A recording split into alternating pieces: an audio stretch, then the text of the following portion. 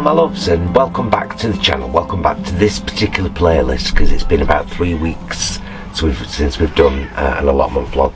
Mr. Puss Pants is here. You probably heard him then. Hey, beautiful. Just wanting some fussing and a bit of attention. He's had a few biscuits. So this is vlog 105. It's been 3 weeks for various reasons. Some you will be aware of course. And today we are down here for an EGM, an Extraordinary General Meeting. Yeah, and to harvest a few bits, because we've got a lot more tomatoes to harvest.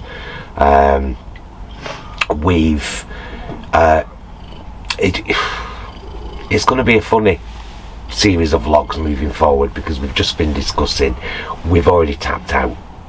Yeah, very much so.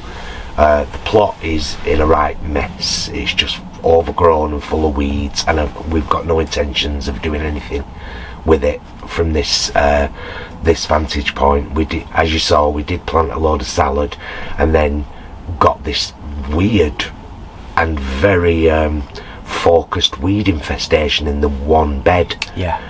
And so I gave up. I was like, I'm not even harvesting any of the salad. Just let it grow. Let it grow wild. Do its thing. Yeah. But we have got a squash to harvest. We've got a load more tomatoes to harvest.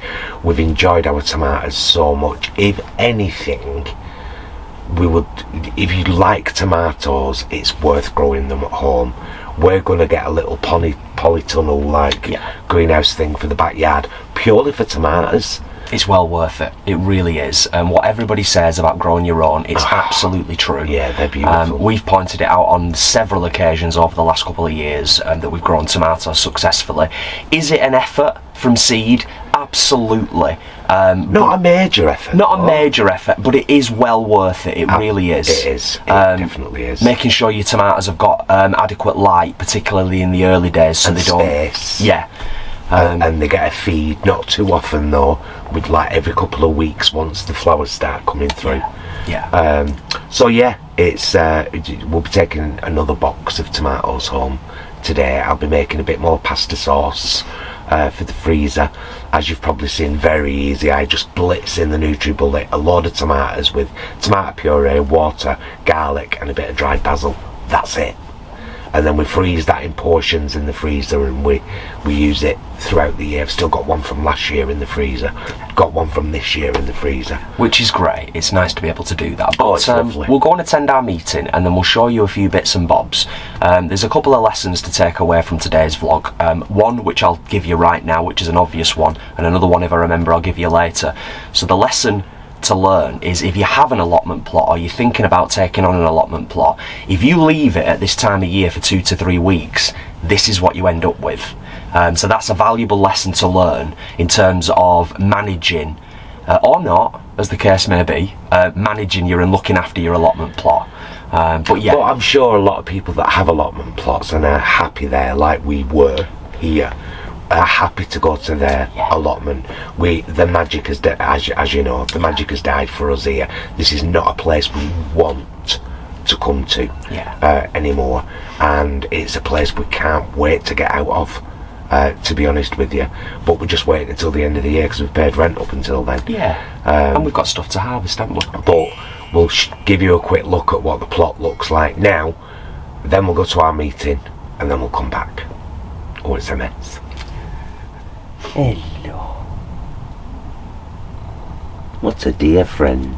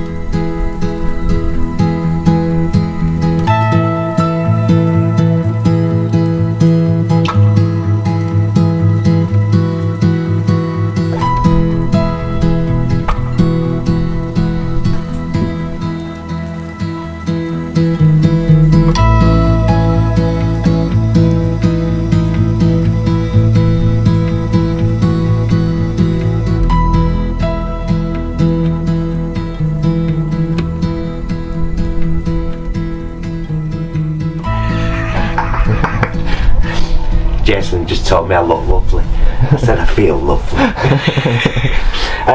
We're about to harvest a shed load more tomatoes, so these are 3 we picked up from just like they'd fallen off yesterday. There's no point you watching us pick them all. What I'll do is I'll show you this box at the end.